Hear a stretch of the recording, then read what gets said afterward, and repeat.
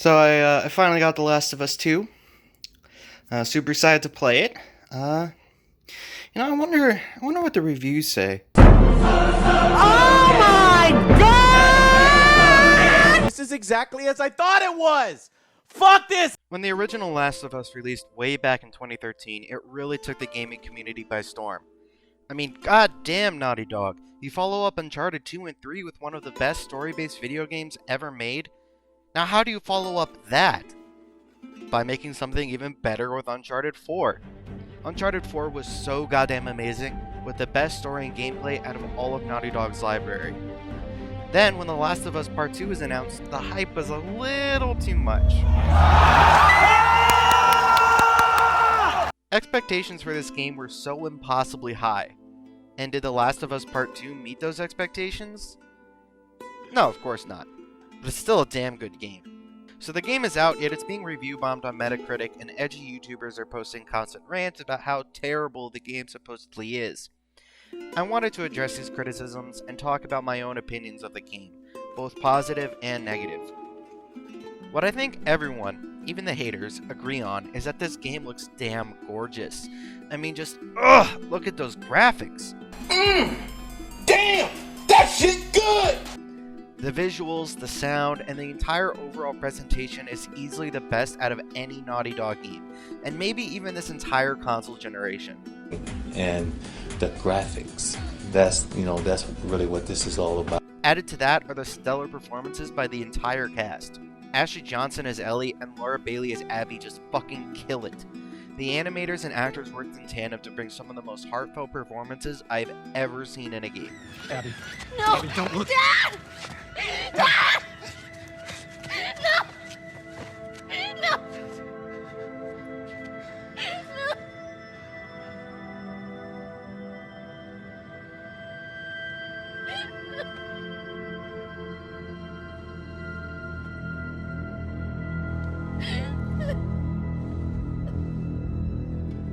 Naughty Dog games have always excelled with having fantastic performances, and The Last of Us Part 2 is no exception.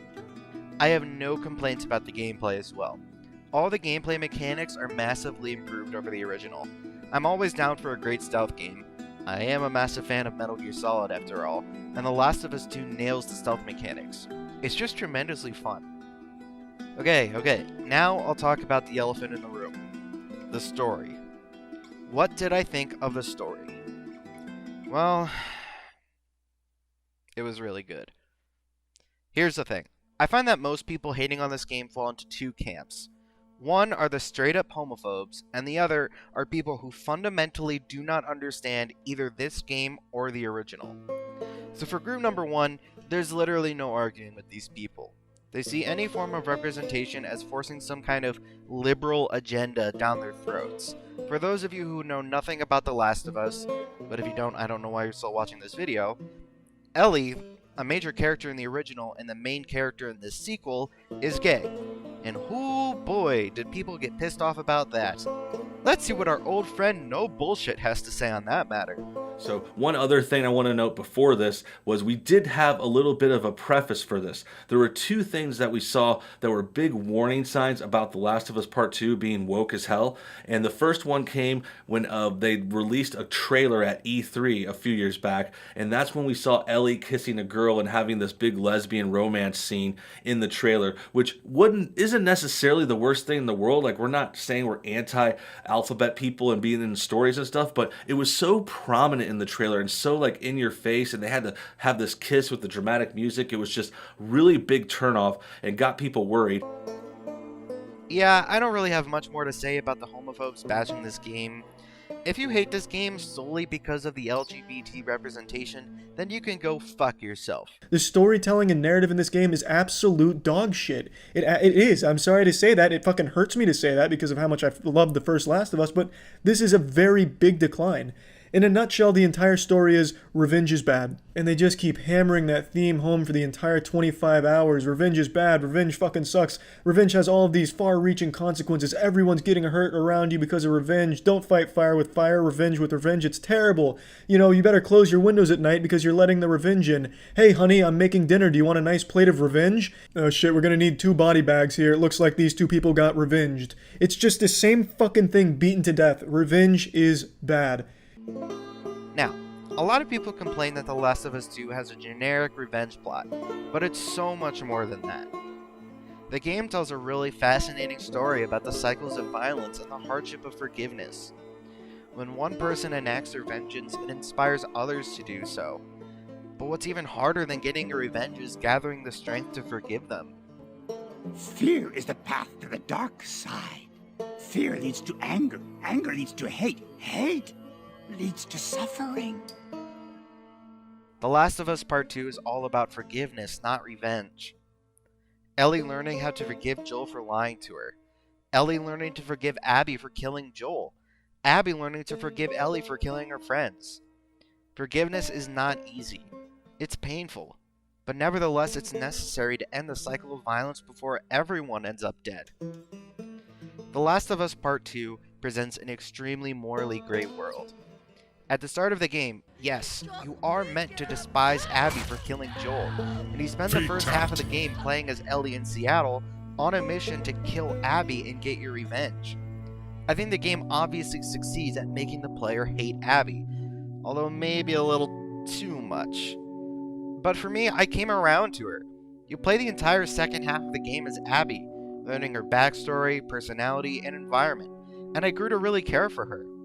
She's a very tragic character, sacrificing everything good in her life in the pursuit of vengeance on Joel for killing her father. Her story very much follows the structure of the first Last of Us. Abby has become a hardened killer, but with the companionship of Yara and Lev, she grows to once again care for others, not just herself and her revenge. By helping the pair escape persecution by the Seraphites, she redeems herself in the end. She forgives her people's sworn enemies and strives to help them, ultimately growing as a person. This is called a character arc. People are way too harsh on Abby. Their criticisms of her tend to be really extreme and not remotely justified. Just to get the first dumb one out of the way, her design. Yes, she is incredibly swole. No, it's false to say no women look like this, because some literally do, considering this is what her model looks like.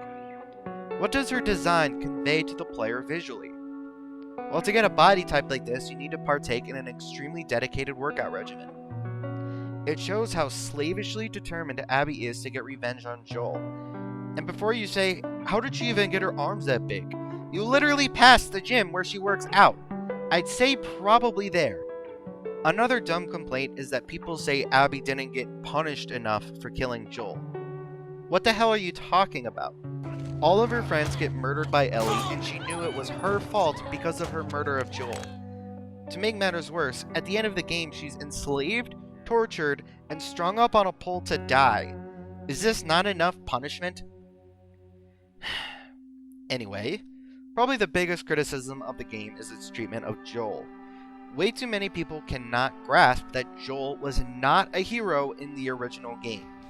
Let me get this straight, Naughty Dog. Let me get this straight right now. So, you give us this first game, this incredible first game, okay? And the whole first game, you got Joel and Ellie and their connection, and they grow together, and then the hero of the game is Joel. Ellie's a little badass, and she has her part in there, the winter section and all that in the first one. So yeah, she's the hero too.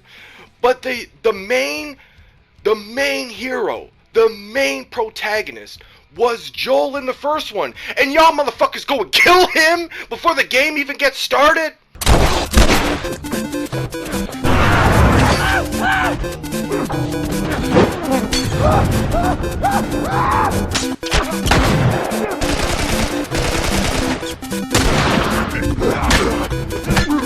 No!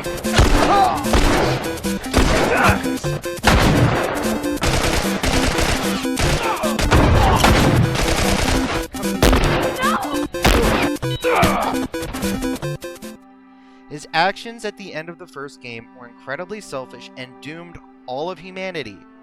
I'm not saying you can't like Joel. I myself like him a lot, but I think it's ridiculous to say that he didn't deserve the death he got. Another criticism thrown at Joel's death is that he acted out of character by revealing his name to Abby and her crew. The people that claim Joel acted out of character are not thinking about the context of the scene. For the last 4 years, Joel has been living a comfortable life where it is his job to venture out of their haven, Jackson, and bring survivors back. When he meets the rest of Abby's team, she just saved him from a massive horde of infected. He had no reason to believe she'd cause him any harm. Another complaint thrown around at this scene is that Abby just kills this man named Joel without knowing he was the Joel. Would she just kill anyone named Joel? No, of course not. She clearly knew that this was the Joel she was looking for. Remember, she was a former member of the Fireflies, which Joel's brother Tommy was also a member of. She also knows that both brothers Tommy and Joel live in Jackson. How many pairs of brothers named Tommy and Joel live in Jackson? There was a near certain possibility that this was the Joel she was looking for. It's also worth noting that it wasn't fucking Joel who told them what their names were. It was Tommy. And if you think I'm lying, watch. Hey, I'm Tommy. That's Joel. What's your name? Abby. Abby, are you okay? People also ask, why does Abby kill him right after she saves him from the zombies? This is bad writing. Abby believed that her friends wanted revenge too. She was so blinded by her own vengeance, she couldn't see that she was the only one that really wanted this. You're done. You want what I want, right? End it. Now. Take Mel, for example. She was disgusted by this, but Abby couldn't see it because she was blinded by her desire for revenge. The marketing is another aspect of why people are so angry, because the trailers made it seem like Joel would accompany Ellie on her journey. That's not the case, of course, but that's not the fault of the game, but rather the marketing. It really reminds me of Metal Gear Solid 2, which if you don't know, the trailer showed Solid Snake as the main protagonist. But when you play the game, Snake fucking dies during the first hour, and you play the rest of the game as this guy? What the hell? This sucks! Metal Gear Solid 2 must be one of the worst games of all time! Oh. You can't judge an entire piece of media based off of the marketing alone. Hell, I thought Batman v Superman had some fantastic trailers, but that movie was awful in the end. Killing off Joel is not bad writing, nor does it make the story as a whole bad. Joel's death is the catalyst of the story, helping further develop Ellie's emotional journey of learning how to forgive. Speaking of forgiveness, people complain about the ending as well, because Ellie ultimately chooses to spare Abby rather than kill her. Again, these people's smooth, shiny brains are missing the entire point of the story. The Last of Us Part 2 wasn't the story of Ellie getting her revenge, but was the story of learning how to forgive and end the cycle of violence. If Ellie killed Abby, then Lev would come to kill her, then maybe Dino would come to kill Lev, and the cycle continues forever. Only learning how to forgive can make that cycle stop. If Ellie killed Abby, then the entire point of the game would be lost.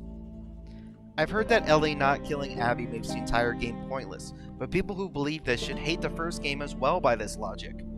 Joel never finishes his mission in the first game, instead choosing to kill all the Fireflies and rescue Ellie, thus making their entire journey pointless. Overall, the story of The Last of Us Part 2 is really damn good. Way better than most any other games out there right now, but it's definitely not perfect. My own biggest complaint with the game's narrative is the doggy-doo-doo pacing. Instead of ramping up to a climax and settling down, there are way too many peaks in the story that then lead to a massive slowdown. For example, halfway through the game, Ellie decides to give up on her revenge. Then Abby fucking bursts in, shoots Jesse in the face, and has Tommy on the ground with a gun to his head. Oh shit! What's gonna happen? I need to know! But then the game goes, nah, and fucking kicks you all the way back 3 days earlier, and you play as Abby just fucking walking around in an incredibly slow-paced section. Why would you do this? This is just one example of the horrible pacing in this game. What I think would drastically improve the game's pacing is if you went back and forth between Ellie and Abby, rather than playing through all of Ellie's story and all of Abby's. Play through Seattle Day 1 from Abby's perspective, then Ellie's perspective, and so forth. This way the game is always fresh every few hours and keeps the player engaged. One massive benefit of this would have been to actually get to know Abby's supporting cast before killing them as Ellie. In the game how it is, you kill these people and know nothing about them, and then learn about them later while playing as Abby. But it's hard to care because you already know when and how these characters are going to die. I have no problem with the actual content of the story, but rather with the way it was presented. In the end, The Last of Us Part 2 is a truly fantastic game, thrusting you right into a bleak, morally gray world where every character is capable of both good and bad. Nothing is as straightforward as it seems. Like Donkey said in his review, characters will do things you disagree with, and you actually need to use your brain and attempt to empathize with them. This game isn't easy. It makes you ponder many tough questions about the nature of violence and revenge, and how one terrible act could lead to another, but ultimately how forgiveness and compassion could lead to another as well. This game is not for everyone, and it's definitely flawed, but those flaws aren't as terrible as people make it seem. I highly recommend The Last of Us Part 2, flaws and all. I give this game an 8 out of 10. Walk on the path of the right, 'cause I'm wrong. Oh, never mind, they killed a giraffe, 0 out of 10.